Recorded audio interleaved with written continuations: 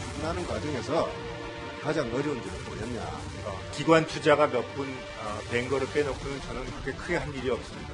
정유라는 어떤 사람이라고 알고 있었어요? 몰랐습니다. 어떤 선수인지 모르고 이렇게 지원되도록 그냥 뒀어요? 저는 몰랐습니다.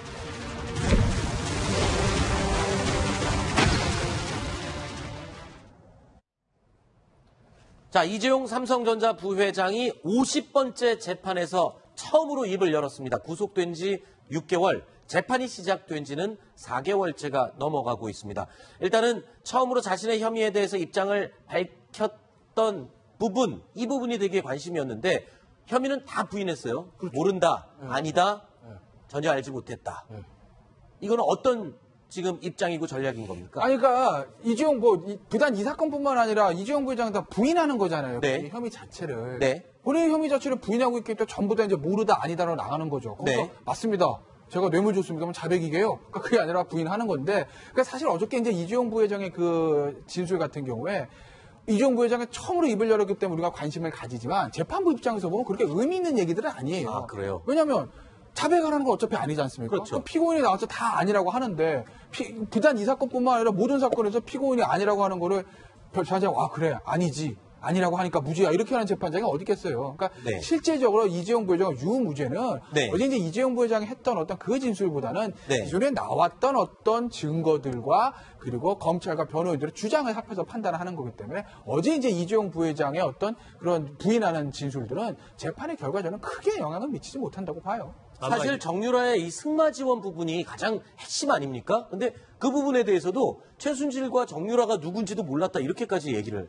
그러니까 지금 이재용 부회장의 전략은 두 가지 같아요. 일단은 나는 모른다. 네. 그리고 삼성 내에서 내 위치가 그렇게 높은 게 아니다. 네. 그리고 실질적인 것은 최지선흥 미래전략실장이 알아서 했다. 네. 그러니까 지금 보면 세 가지인데 이 승마 지원과 관련해서는 최지성 실장이 내가 알아서 하겠다라고 했고 네. 그래서 나는 알아서 잘 할 것으로만 알고 있었다라고 네. 이제 얘기를 하거든요. 아하. 최지성 실장은 내가 다 알아서 했습니다. 또 이렇게 얘기를 하고 네. 그렇게 나머지 이제 동계 스포츠 지원센터에 지원한 부분, 16억이죠. 그런 부분 나 모른다. 네. 얘기를 하고 또 K스포츠재단, 미르재단에 대해서도 그건 나중에 언론에서 문제가 된 뒤에 그때서야 알았다. 뭐 이렇게 얘기를 하면서 네. 한편으로 나는 삼성의 미래전략실 소속이 아니고 삼성전자 소속이기 때문에 네. 미래전략실은 최지성 실장이 다 알아서 했다라고 얘기하면서 최지성 실장이 그건 받아서 맞습니다. 제가 다 알아서 했습니다.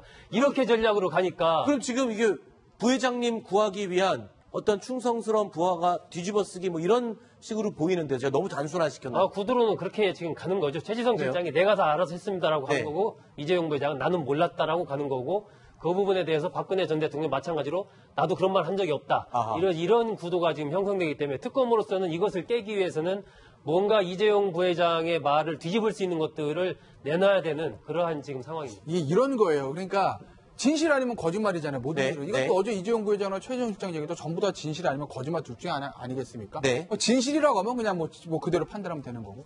만약에 조금 거짓이 있다라고 하게 되면 그 가정으로 말씀드리면 굉장히 이제 정교한 시나리오를 짠 거죠. 네. 임원들이랑 이재용 부회장의 말이 딱딱딱 맞아 들어갑니다. 기가 막히게 맞아 들어가요.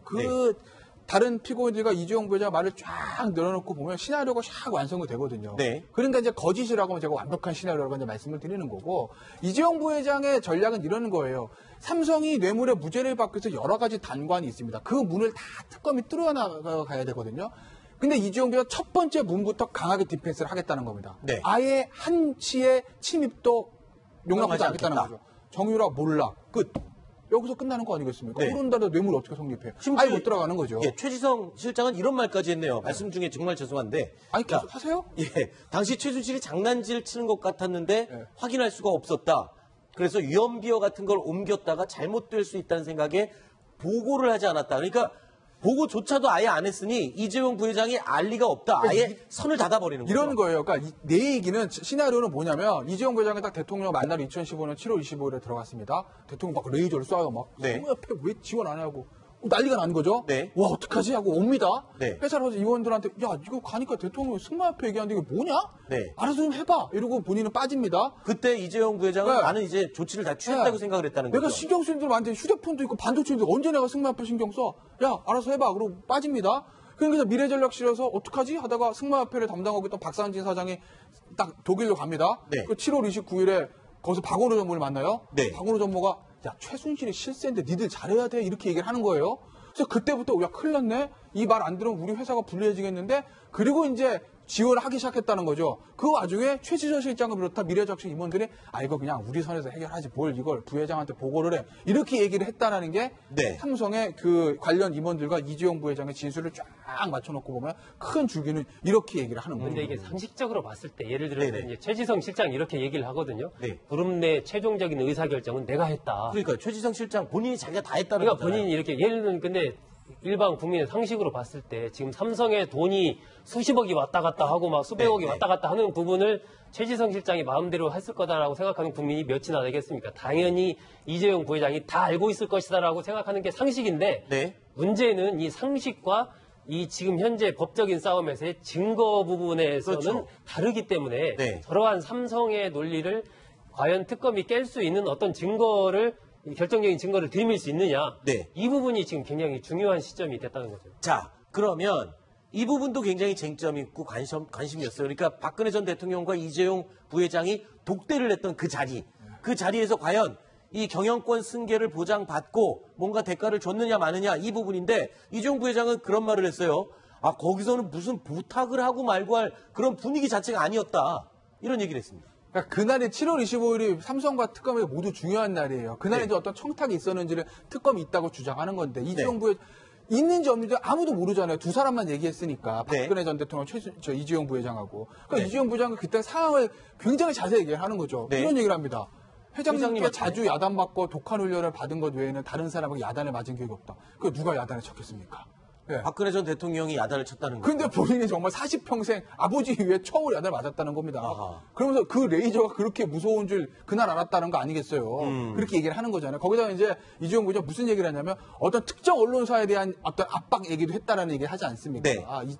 박근혜 전 대통령이. 네. 그래서 그날 내가 들어갔을 때 워낙 레이저를 그냥 대규모로 맞아가지고 내가 이제 큰일 났는데 이렇게 방어하느라고 부탁을 할 수 있는 분위기가 아니었다라는 걸 얘기하고 해서 네. 저렇게 내가 너무 많이 그날 당황했다는 얘기를 계속 하는 거죠. 그만큼 2015년 7월 25일에 청와대 독대에서 뭐가 있었는지가 사실 굉장히 중요한 거죠. 그럼 이제 결심 공판까지 4일밖에 안 남았는데 특검 입장에서는 삼성 측의 이 임원들의 진술들 그리고 부회장의 진술 이 내용을 보면 이제 4일밖에 안 남은 특검 입장에서는 허를 탁 찔른 느낌이 아닐까 싶은데요. 지금으로서는 이제 독대라는 게 이재용 부회장과 박 전 대통령 두 명이서 만난 거 아닙니까? 그렇죠. 그런데 둘 다 지금 이른바 뇌물 혐의와 관련된 어떤 문제가 될 수 있는 부분에 대해서는 다 부인을 하고 있는 상황이란 말이에요. 네. 나머지 이제 안종범 전 수석의 수첩이라든지 다른 사람들의 진술 이런 것을 바탕으로 이제 특검이 강력하게 압박을 했던 건데 그것이 지금 잘 안 통하는 상황이 된 거죠. 네. 그렇다면은 이것을 뒤집을 수 있는 다른